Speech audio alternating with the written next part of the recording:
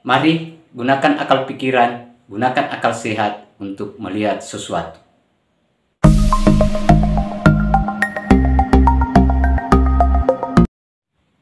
Assalamualaikum warahmatullahi wabarakatuh. Salam sejahtera untuk kita semua. Salam demokrasi dan salam pluralisme. Oke, sahabat-sahabat, jumpa lagi di Rahmat Channel. Kali ini sahabat-sahabat sekaitan dengan bagaimana perkembangan kasus Ustaz Fahim Mawardi, pengelola pondok pesantren di Jember Al-Jalil, yang dilaporkan oleh istrinya sendiri atas dugaan pencabulan terhadap ustazah dan santriwatinya. Nah, ini ada berita yang menarik sahabat-sahabat, karena di beberapa media di nasional, kemudian di Jember, khususnya di teman-teman media lokal, itu mengikuti perkembangan kasus Fahim Mawardi ini sekaitan dengan proses penetapannya sebagai tersangka sampai pada Fahim Mawardi ini itu ditahan oleh Polres Jember. Nah, yang sedikit menarik dari proses ini sahabat-sahabat, penahanan ini, ada informasi dari pengacara Fahim Mawardi itu akan melakukan pra-peradilan terhadap Polres Jember sekaitan dengan penahanan yang dilakukan oleh pihak kepolisian. Nah, tetapi yang harus dipahami bahwa kita kan publik itu lagi menunggu sekaitan dengan sejauh mana perkembangan kasus Fahim Mawardi. Saya sudah bilang di awal kasus ini sempat juga saya muat di channel saya bahwa dalam waktu dekat Fahim Mawardi itu akan ditangkap dan akan ditahan. Nah, ternyata setelah diberitakan Fahim Mawardi ternyata ini sudah ditahan oleh pihak kepolisian. Nah, ini memang sangat menarik sahabat-sahabat sekaitan dengan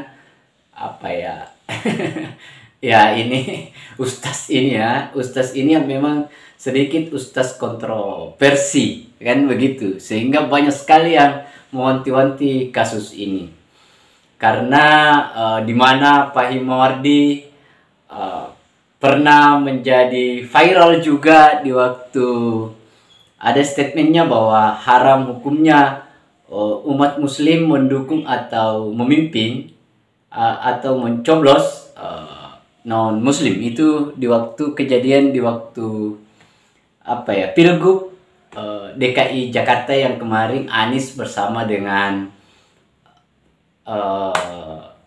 Ahok. Nah, kita juga tidak tahu sahabat-sahabat, jangan sampai Anies ini bagian dari 212 karena yang melakukan aksi kemarin itu atau yang getol untuk surah Al-Baqarah yang sampai Ahok di penjara itu adalah kadrun-kadrun yang 212 itu tadi.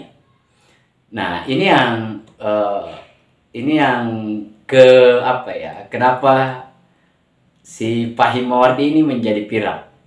Kemudian Fahim Mawardi juga itu kalau kita lihat itu beberapa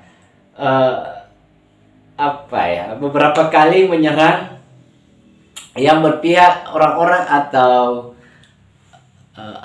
orang yang berpihak kepada pemerintah, dianggapnya bahwa itu bagian dari yang harus dimusuhi. Misalnya Habib Kribo itu juga pernah menjadi sasaran tembak. Kemudian Gus Miftah juga pernah menjadi sasaran penghakiman ayat-ayat kepada Gus Miftah di waktu peristiwa siapa Deddy Corbuzier dimasukkan Islam oleh Gus Miftah, dan itu juga dia kritik bahwa itu salah rumah lah, salah pintu. Tetapi Gus Miftah malah menjawabnya baru-baru ini, iya saya salah pintu, tetapi Anda kan salah lubang. Itu pernyataan-pernyataannya Gus Miftah.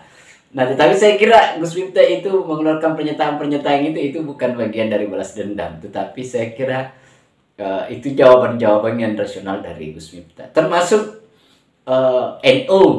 Nah, itu juga diserang bahwa NU itu di sana ahli sesat. Nah, sekarang dia yang tersesat kan. Nah, itu kan yang menjadi aneh ya, kenapa dia menjadi viral, sahabat-sahabat. Tetapi yang satu kita bisa petik dari penahanan ini bahwa kasus ini tetap lanjut, dan kita sangat berharap khusus untuk pelapor dan saksi-saksi yang ada di pihak Bu Nyai atau istri dari Gus Pahim ini itu tetap tetap bersemangat lah.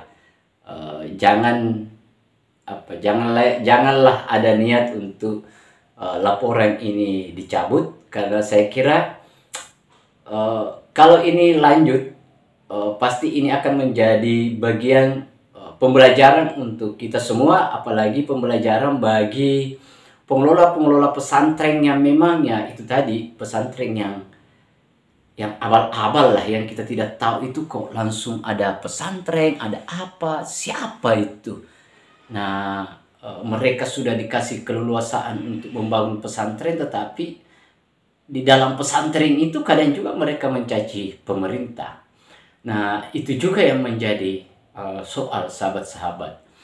Kemudian kita sama-sama memberikan support kepada istri Pahim Mawardi ini sebagai pelapor. Semoga istrinya dapat melanjutkan pelaporan ini dan jangan kendor. Masyarakat ada di belakang Bu Nyai untuk mendukung, mensupport sekaitan dengan kasus ini. Kemudian sahabat-sahabat, yang paling penting adalah yang harus kita petik atau harus kita lihat dari kasus ini adalah pihak kepolisian agar kasus ini diusut secara tuntas dan transparan, agar publik itu merasa bahwa memang hukum itu sudah ditegakkan.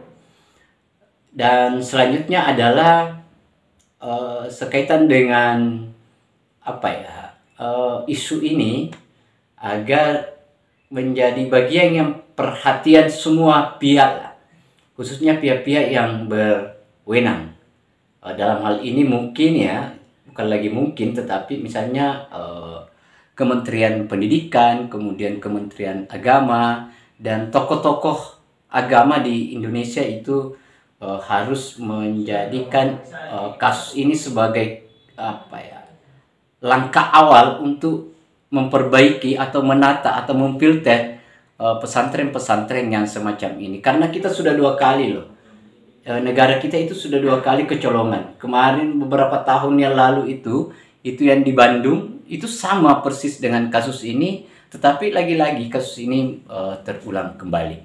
Nah, saya kira itu sahabat-sahabat sekaitan dengan sejauh mana perkembangan kasus Pahim Mawardi. Saya kira akhir kata dari saya, wassalamualaikum warahmatullahi wabarakatuh.